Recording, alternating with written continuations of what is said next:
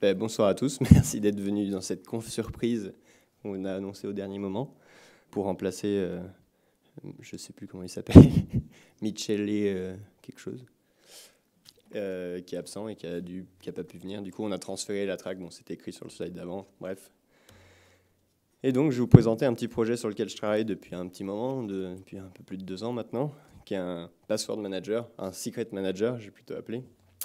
Mais avant, donc, juste pour me présenter, vous avez remarqué que j'avais la jaquette SCRT, mais je viens en fait d'SCRT France, parce qu'il existe une branche SCRT France en fait, qui est basée à Bordeaux et dont on est 2 dedans pour l'instant. Et du coup, quand j'ai du temps libre, je développe des petits outils, quoi. Donc avant tout, pour rappeler ce que c'est qu'un password manager, j'imagine que vous en utilisez tous un. Enfin, j'espère.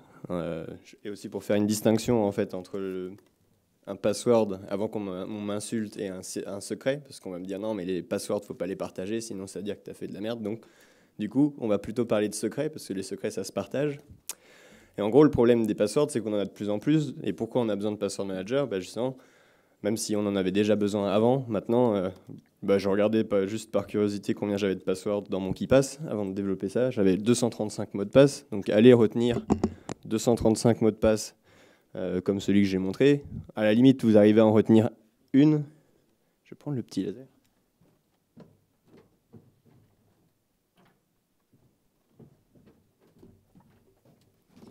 À la limite, vous arrivez à en retenir une du coup, mais alors retenir 250 fois un mot de passe comme ça. Donc les tricks, souvent, c'est oui, j'en ai 3, je permute 2-3 trucs, etc. Au final, c'est sûr que vous n'avez pas 250 permutations différentes, malgré tous les efforts que vous pouvez faire.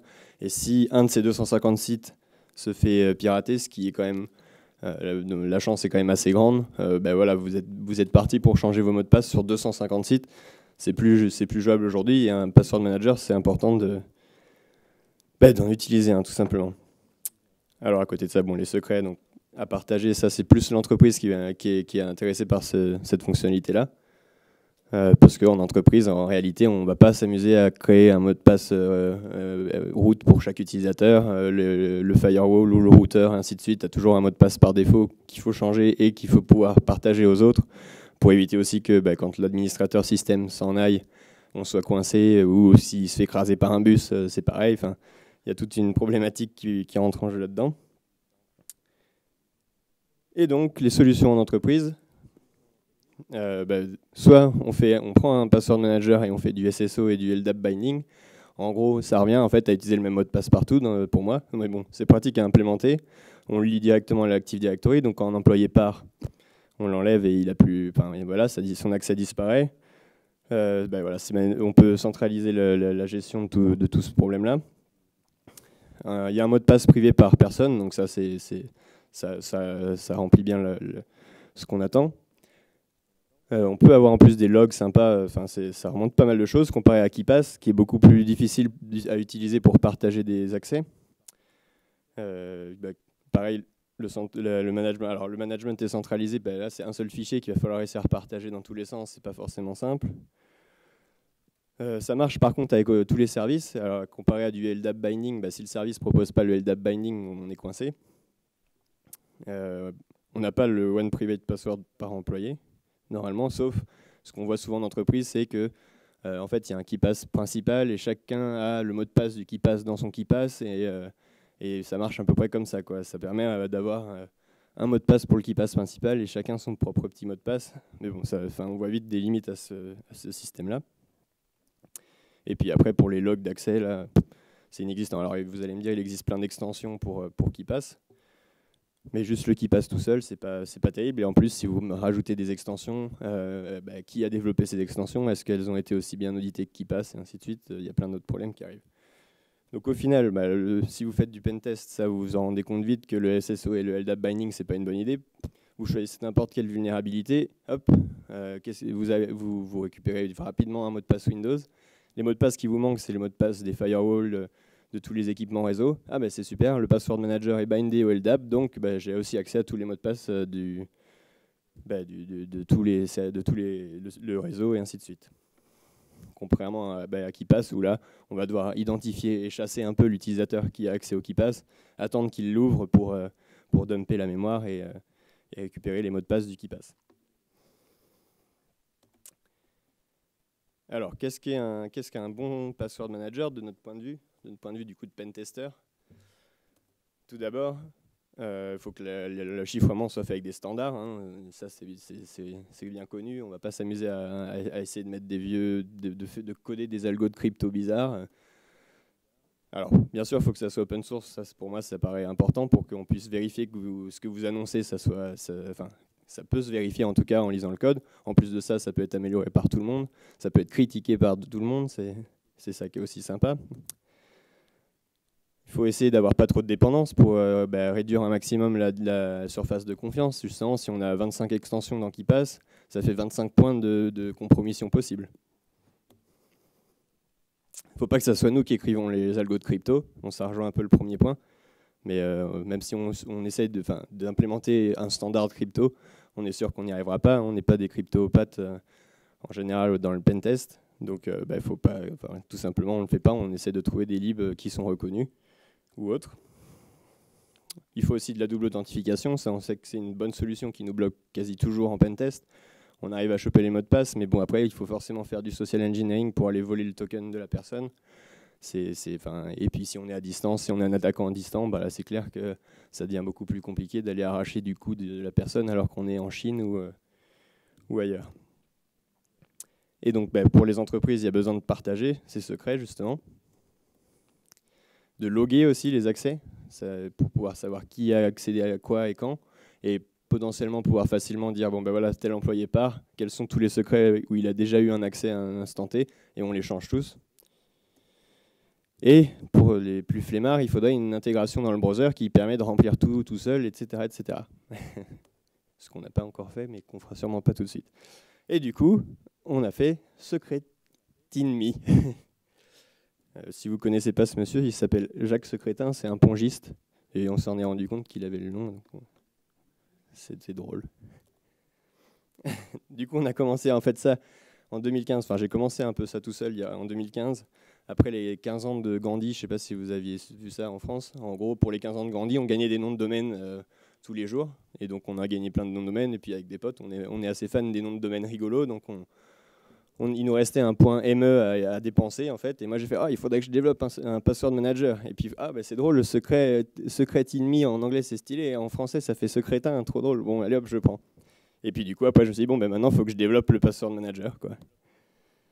Et donc, récemment, quasiment 2 ans après, j'ai motivé des potes qui sont plus dans le développement, qui font du design aussi, pour améliorer ce que j'avais fait. Parce que c'est pour ceux qui l'ont vu avant, c'était assez moche et inutilisable pour les gens normaux. Mais moi, même moi, je n'utilisais pas spécialement, en fait. J'utilisais toujours KeePass. Et donc, en début de cette année-là, en fin 2016, je pense, on a commencé à recoder correctement, proprement tout un tas de choses. Et donc, qu'est-ce qu'on a voulu mettre là-dedans ? Déjà, on a voulu réduire la surface de confiance, comme je disais tout à l'heure. Et moi, ça me saoule de réinstaller à chaque fois des softs sur les PC. Si je suis chez quelqu'un, il ne va pas vouloir que j'installe OnePassword ou LastPass ou KeePass ou machin. Ou alors KeePass, vous allez me dire encore oui, mais il y a un truc, on peut mettre sur Internet le fichier avec un bout de code dans le browser, ça va fonctionner, etc. Au final, en plus de ça, faut le maintenir à jour tout le temps quand il y a des mises à jour. Il peut y avoir des backdoors dedans, etc. etc. Et on s'est dit, en fait, un truc qu'on utilise tout le temps et qu'on est censé truster plus ou moins, c'est le browser. Et magique, en fait, la W3C a écrit une spec de crypto, la Web Crypto API, en fait, que votre browser est censé implémenter. Enfin, elle est en draft, donc ils ne sont pas forcés de l'implémenter. Et d'ailleurs, à l'heure actuelle, il n'y a que Blink de Google, donc de Google Chrome et Chromium, qui implémentent correctement tous les algos que je vais utiliser derrière. Mais théoriquement, si tous les browsers suivent les specs, le Password Manager marchera sur tous les browsers sans avoir à installer quoi que ce soit. Alors, le petit bémol, parce que sinon j'aurais jamais motivé mes potes à faire l'application, c'est que moi je voulais aucune dépendance, donc que le code natif JS, et eux m'ont dit non, c'est mort, je fais pas d'appli jolie si on n'a pas le droit d'utiliser React ou autre framework d'application côté client. Donc on a finalement splitté un peu le projet en une lib qui, elle, est sans dépendance, et une app qui fait appel à la lib, et qui, elle, donc, est codée en React. Je vais en reparler. Alors, côté storage, on s'est dit, bah, moi je suis parti un peu à bille en tête sur le JSON. Je trouvais ça, c'est facile à transporter, même à copier-coller en fait. À la base, je me disais, bah, c'est pour faire un peu comme KickPass, je copie-colle mon fichier texte d'un endroit à l'autre et puis ça marche quoi. Donc le JSON se prêtait bien à ça. Et donc soit on l'écrit dans un fichier, soit on a un serveur en fait qui s'occupe juste de le servir, mais du moment que ça sert à rien, c'est du contenu chiffré. On peut ne pas faire confiance au serveur et ça peut fonctionner quand même. Donc bien sûr, la cryptographie est faite toute côté client. Donc si jamais le serveur est compromis, ce que je disais, on ne peut pas lire les secrets. Si le réseau est compromis, c'est pareil. Si SSL est compromis, on s'en fout. Tout est fait côté client. Et le serveur ne stocke rien du tout. Le serveur ajoute juste une petite... stocke rien du tout. Ne permet de reconnaître rien du tout, pardon. Et ça rajoute par contre un petit détail, c'est qu'on va quand même pouvoir faire du contrôle d'accès côté serveur, même si on ne peut rien déchiffrer. On va pouvoir empêcher un utilisateur de d'écrire ou d'écraser un secret, ou de le repartager. Et on peut donc donner ces trois types de droits différents sur des secrets. Et en plus de ça, on peut loguer qui accède à quel secret et quand. Alors, tu vas voir du coup. Enfin oui. Du coup, comment ça marche? Alors, même la crypte, j'avais juste le seul truc que je devais faire, c'est choisir les bons algos et j'ai quand même réussi à rater ça. Donc il y a Ryan Slivy du coup qui a participé à l'écriture des specs de W3C qui m'a dit, et puis Veor qui avait jeté un œil aussi. Ils m'ont fait, ouais, en fait, t'as choisi des algos de merde. Donc bon, après, c'était assez simple à changer. Hein. J'ai juste changé les algos que j'utilisais pour utiliser ceux qui étaient mieux. Et puis ça a fonctionné. Mais j'ai en aucun cas codé de la crypto moi-même, quoi. Je le rappelle. Et donc comment ça marche? Alors ça va être des vieux schémas un peu hardcore. Du coup, l'utilisateur s'enregistre, donc son nom d'utilisateur, il y a un SHA-256 qui est fait dessus, qui servira d'identifiant.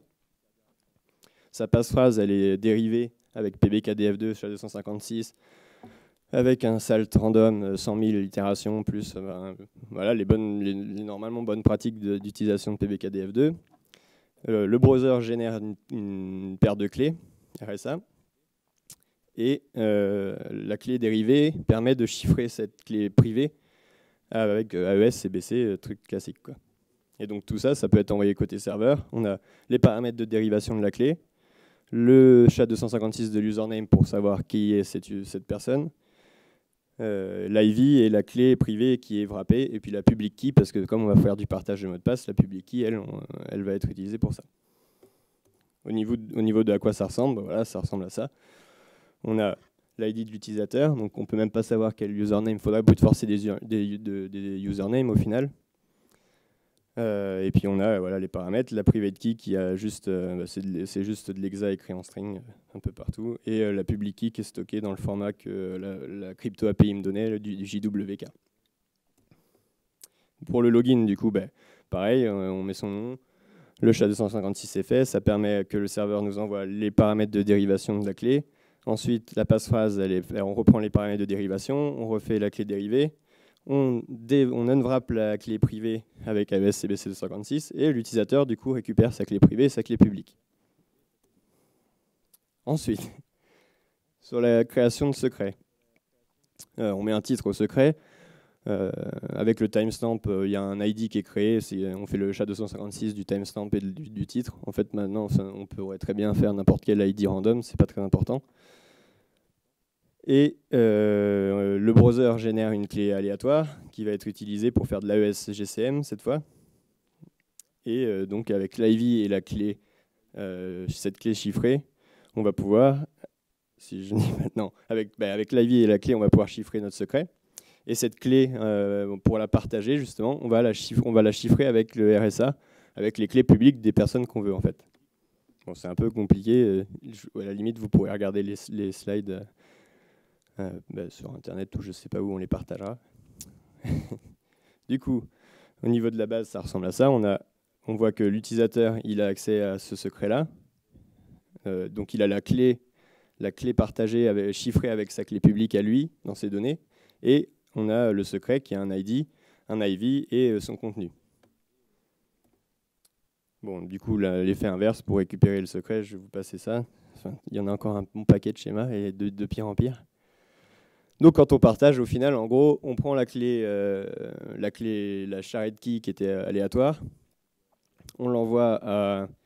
on la déchiffre avec notre clé privée et on la chiffre avec la clé publique des autres pour que les autres puissent la déchiffrer plus tard. C'est vraiment du standard de la crypto asymétrique puis symétrique derrière. Donc ça, c'est la partie crypto, c'est notre couche crypto. Par-dessus ça, on va pouvoir mettre une couche un peu plus logique quand même, qui va pouvoir être faite que via le serveur au final. Sinon, si c'est écrit dans un fichier, ça peut être altéré par n'importe qui. Donc on va pouvoir vérifier côté serveur que l'utilisateur est le bon. Donc en fait, on va faire le hash du hash de la clé dérivée pour pouvoir savoir si c'est son bon couple de login password. Et c'est que dans ce cas-là qu'on va lui envoyer la master key qu'il aura lui-même à redéchiffrer de l'autre côté. Donc on va faire un peu la même authentification classique qu'on faisait sur les formulaires avec login mot de passe, mais avec une couche de hash supplémentaire. Et comme ça nous évite d'envoyer à tout le monde les données pour qu'elles puissent être brute forcées derrière, même si c'est du PBKDF de SHA-256 et que c'est long. Le serveur permet d'éviter ça. Donc on peut, alors pour authentifier les actions qui sont faites côté serveur, en fait toutes les actions sont signées avec la clé privée de la personne. Comme ça, le serveur il peut vérifier que c'est bien la personne qui fait j'édite tel secret. Ok, est-ce que tu as bien accès à ce secret? Enfin déjà, est-ce que ce que tu as signé ça correspond bien à toi? Et ensuite, est-ce que tu as le droit d'éditer ce secret? Ainsi de suite. On va pouvoir mettre aussi de la double authentification avec le serveur, donc partage de tokens. Du coup, la double authentification, c'est assez simple. C'est une seed qui est générée, partagée. Vous voyez avec votre petit QR code, il est mis dans votre téléphone. Le serveur le reçoit. Et ensuite, au niveau du temps, le serveur et votre téléphone sont synchronisés normalement et vous génèrent les mêmes codes en permanence. Donc pour faire la vraie double authentification, entre guillemets, la seed, elle va être XORée avec le hash de votre clé, de votre password dérivé. Ce qui permet que si vous donnez un password faux, la seed va être fausse derrière, et donc la double authentification ne marchera pas. Il faut absolument avoir les deux en même temps pour que ça fonctionne. Mais c'est assez classique aussi sur cette utilisation de la double authentification. Enfin, c'est pas de la double authentification en deux temps, ce que je voulais dire, où d'abord on vous demande votre mot de passe, et ensuite, s'il est bon, on vous demande le token. Là, on peut pas, même le serveur ou l'attaquant ne pourra pas savoir s'il a faux parce qu'il a le mauvais mot de passe ou parce qu'il a le mauvais token en fait. Et donc, à partir de là, je me suis dit, en l'utilisant, ça devient un peu chiant. Il faut taper ma master password et un token dès que je veux accéder à un secret. Donc je me suis dit, il faudrait faire de la double authentification par device aussi. Alors là, les schémas sont encore plus imbitables, surtout celui-là. Et en gros, je stocke des trucs dans le local storage, mais il faut avoir compromis et le serveur et le browser, et ensuite brute forcer ce que j'ai appelé un short login. Un peu comme sur vos téléphones, vous avez un petit code de 4 caractères pour accéder à une petite application. Et ça veut dire qu'il faut et votre téléphone, mais aussi un petit code supplémentaire. Là, vous pouvez activer cette feature-là, dire moi j'en ai marre de taper tous mes trucs à chaque fois, je vais juste enregistrer un petit code, et l'attaquant ne pourra pas brute forcer ce petit code sans avoir d'abord accédé au serveur et au browser. C'est tout pour les schémas horribles. Derrière Secret1, donc, il y a CouchDB en fait. Le serveur est écrit en Node.js pour rester sur le JS au final. Et on utilise CouchDB parce qu'il y a une bonne gestion des conflits, on trouvait. Et puis c'est fait pour que ça soit facilement réplicable. Enfin, c'est du master-master. On ne devrait pas facilement perdre des données en utilisant CouchDB. Après, je me suis amusé avec CouchDB. J'ai remonté déjà une vulnérabilité qu'ils ont patchée normalement. J'essaie de regarder aussi les outils que j'utilise. Et donc, la librairie, ce que j'ai dit tout à l'heure, il n'y a pas de dépendance. Et l'application, on utilise React.js, qui est bien à la mode et qui est vraiment pratique et qui permet de faire des choses pas mal vite et proprement. Et on arrive enfin à la démo.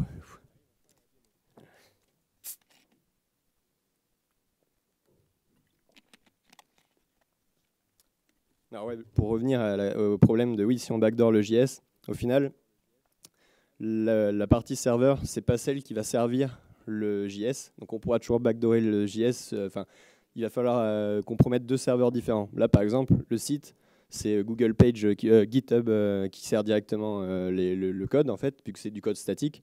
Vous pouvez même vous-même avoir le code statique quelque part, en fait. Et l'API, elle n'envoie jamais de JS. Le serveur qui fait le stockage ne l'envoie jamais de JS à exécuter sur le browser, quoi. Donc il faut avoir compromis le truc qui envoie le JS. Mais oui, sur ce coup-là, c'est faisable, c'est clair.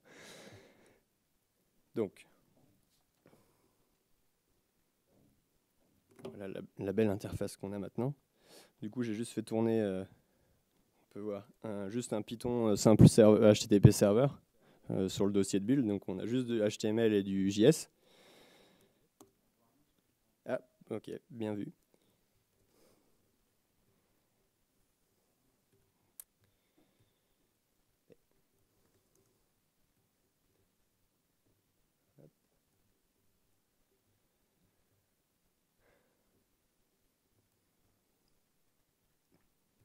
Ok, donc ce que je disais, donc l'application, elle est linkée à la lib. La lib est déjà dans NPM, vous pouvez faire NPM install, enfin maintenant il faut utiliser yarn et plus NPM, mais vous faites yarn add ce crétin, et hop, vous avez la lib que vous pouvez utiliser, qui marche pas pour du Node.js pour l'instant, mais on est en train de travailler sur ça, et vous l'intégrez dans votre projet. J'ai documenté l'API normalement sur GitHub.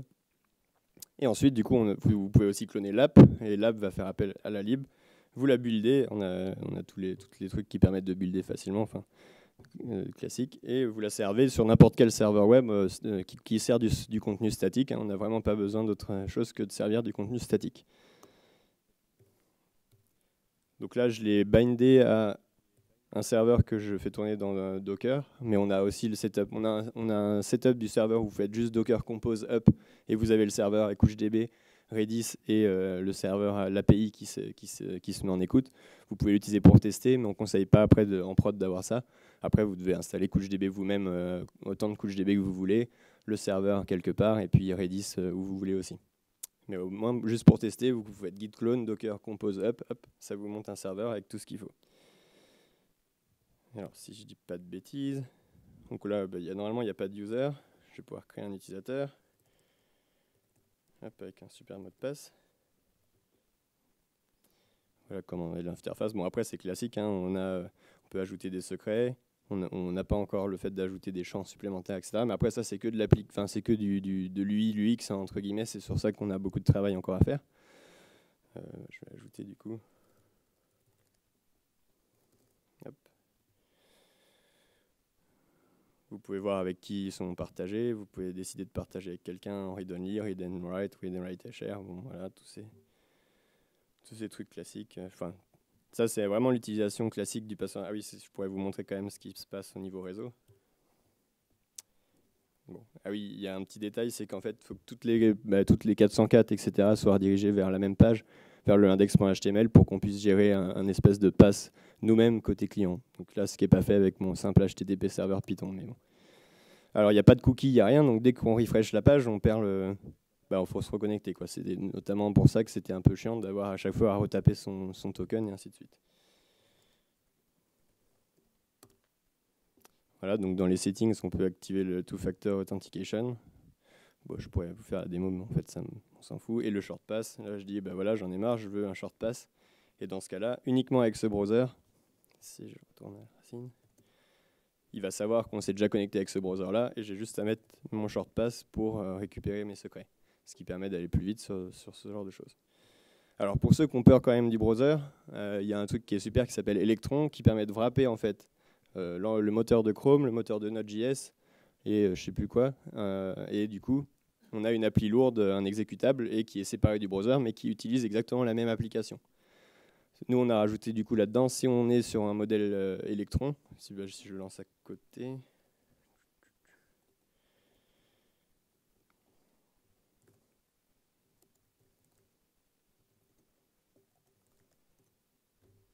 Voilà, on a une petite app à côté qui fait pareil. Je sais même plus sur quoi je l'ai bindé. Je crois que je l'ai bindé sur la même API. Au final, on pourrait même utiliser une app pour aller sur différentes API et changer avoir l'API qui est par défaut qui est pour nous en perso, dire qu'on veut l'API de l'entreprise et du coup on va avoir les creds de l'entreprise à rentrer et ainsi de suite. Est-ce que c'est bon? Est-ce que j'ai internet aussi? Je suis pas sûr en fait. Si, j'ai internet.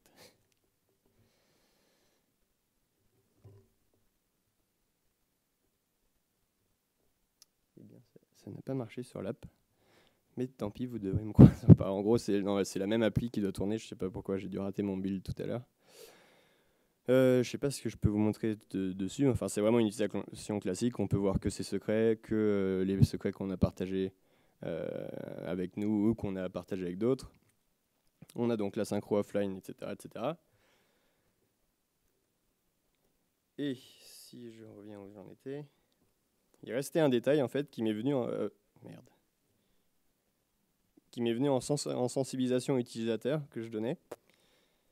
Madame Michu, en fait, elle me dit ouais, mais vous êtes bien beau avec vos password managers, mais comment je fais pour changer, pour mettre mon mot de passe Windows dans mon password manager, sachant qu'il me faut mon mot de passe Windows pour lancer votre password manager, quoi. Et du coup, bah, c'est clair qu'en plus, le mot de passe qu'on lui demande de changer tout le temps, c'est le mot de passe de son Windows. Et du coup, c'est celui-là qu'elle finit par mettre la même chose tous les mois, mais avec un chiffre en plus. Et c'est celui-là qu'on arrive à deviner facilement parce qu'on sait que tous les gens font ça. Et au final, il n'y avait pas de solution à ça. Donc, j'ai essayé de trouver une solution à ce problème. Et j'ai réussi à faire en sorte que...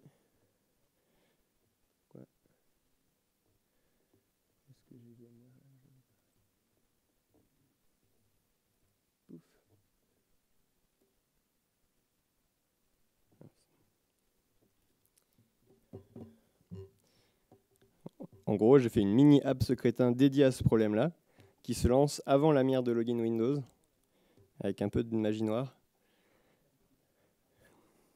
On va voir si l'effet démo est avec moi ou pas. Ah ben...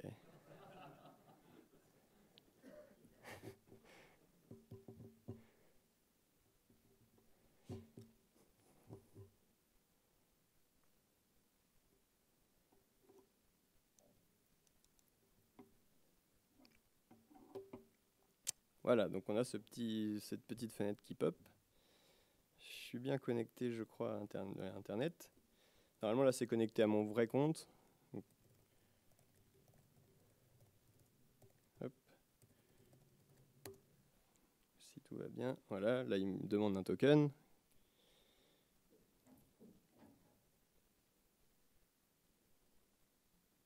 Et du coup, il faut savoir que le copier-coller n'est pas implémenté sur cette mire de login, ce qui a été une bonne surprise quand j'ai réussi à faire déjà le trick de injecter l'app au démarrage comme ça.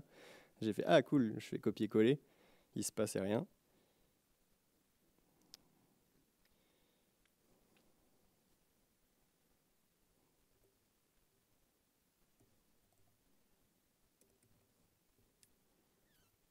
Si je ne me suis pas trompé dans mon master mot de passe.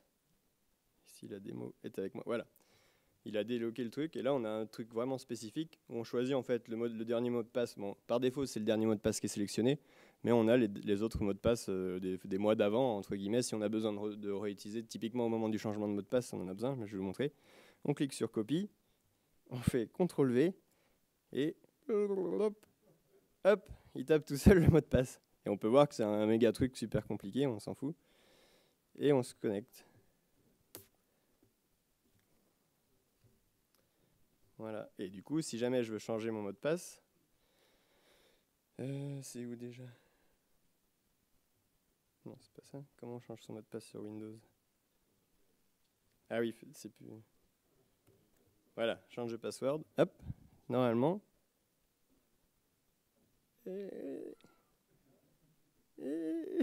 Ah, il est là.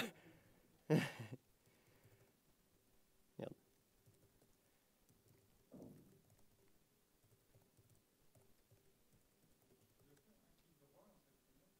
On peut pas, non, il se passe rien.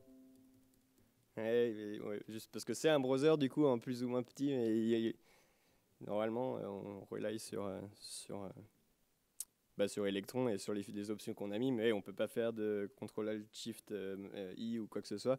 Il n'y a pas le console de debug qui pop.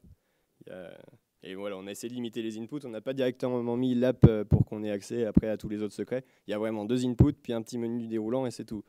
Donc, ce qui ne veut pas dire que quelqu'un n'arrivera pas à trouver un problème là-dedans. Mais donc si je me reconnecte,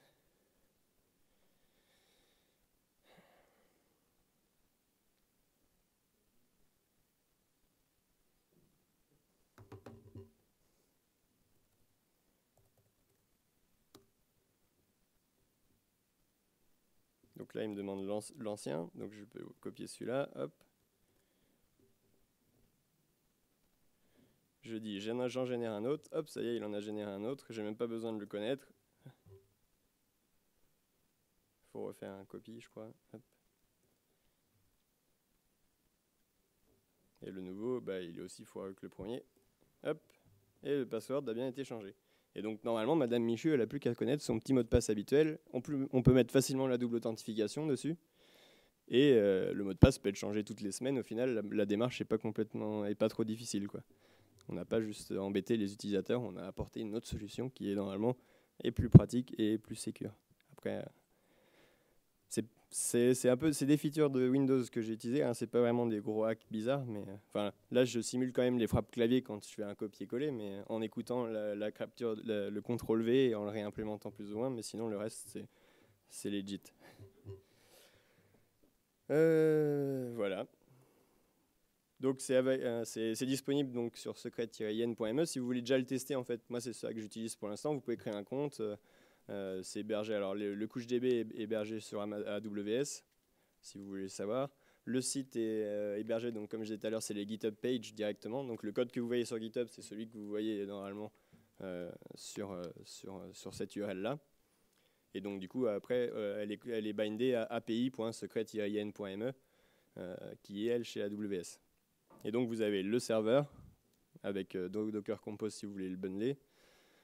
La librairie qui est dans NPM, comme je disais tout à l'heure, que vous pouvez build si vous voulez. Il y a le client lourd, enfin le client qui peut être soit en lourd avec Electron, soit directement en HTML que vous servez avec ce que vous voulez. Et puis le truc Windows qui est séparé et qui vous build juste cette petite app avec un loader qui va permettre de faire l'espèce d'injection que je fais au début. Voilà, c'est tout. Si vous avez des questions. Ah non, j'ai le slide rope bat. J'avais oublié, j'ai fait ça aussi. Voilà, donc du coup, on en est sur ce qu'on veut implémenter après. Faut qu'on trouve un logo. Mon pote qui veut reprendre avec moi, enfin qui veut reprendre un peu le design, m'a vite fait une proposition de logo genre tout à l'heure pour que je puisse le mettre. Donc c'est peut-être le logo qu'on va utiliser. Le mode offline, il est en bêta. Enfin en bêta, ça veut rien dire parce qu'il n'y a personne qui l'utilise de toute façon pour l'instant. Mais bon, il n'est pas encore poussé dans la branche principale.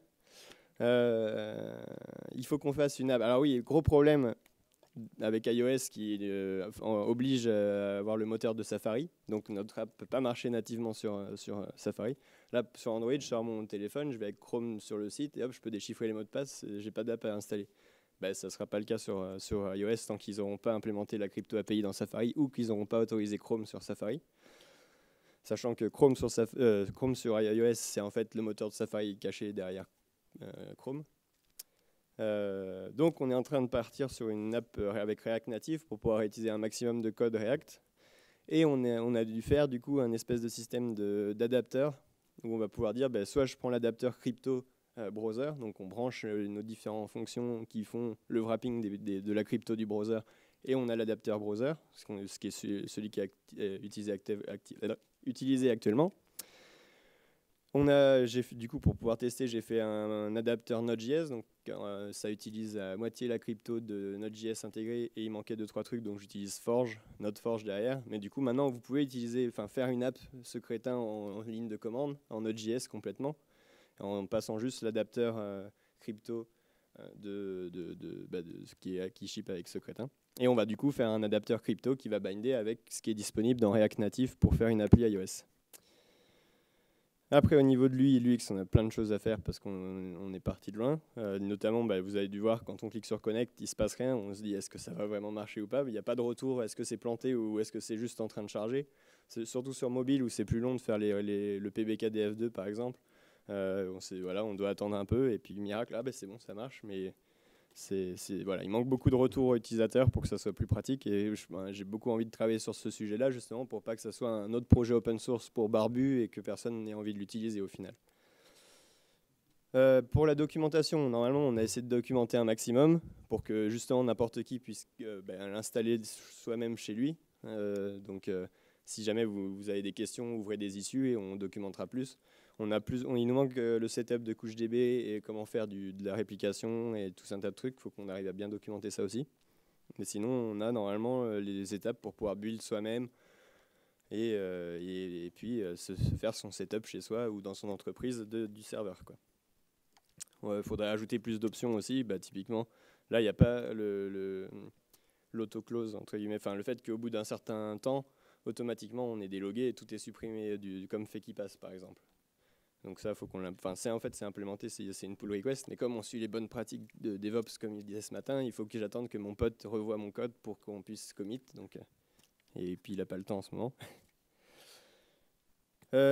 Pareil, la manière dont est généré le secret, il faudra pouvoir dire je voudrais 10 caractères avec que des chiffres ou ainsi de suite. Là pour l'instant c'est genre 20 complètement aléatoires, mais il y a certains sites qui vont dire ah non 20 c'est trop. Donc là vous êtes un peu embêté pour générer 20, ou alors ils vont dire non il ne faut pas qu'il y ait des caractères comme celui-là. Mais donc il faudra qu'on puisse soi-même, comme le font les autres password managers, au final définir comment générer ces secrets. J'ai mis ce crétin pour le teaser Insomniac, je l'avais mis en épreuve, où j'ai fait une capture mémoire en fait, de l'application Electron.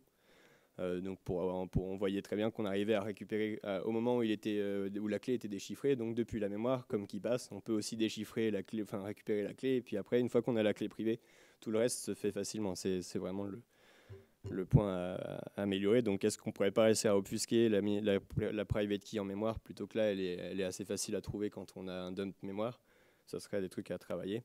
Comment faire pour justement vérifier que l'API puisse vérifier que le code JS qui est utilisé n'est pas un code JS backdooré. Ça serait intéressant de voir si on peut le faire, mais c'est difficile. Si c'est le JS lui-même qui fait la vérif du code JS, on n'arrive pas. En fait, il n'y a pas vraiment de solution à ça.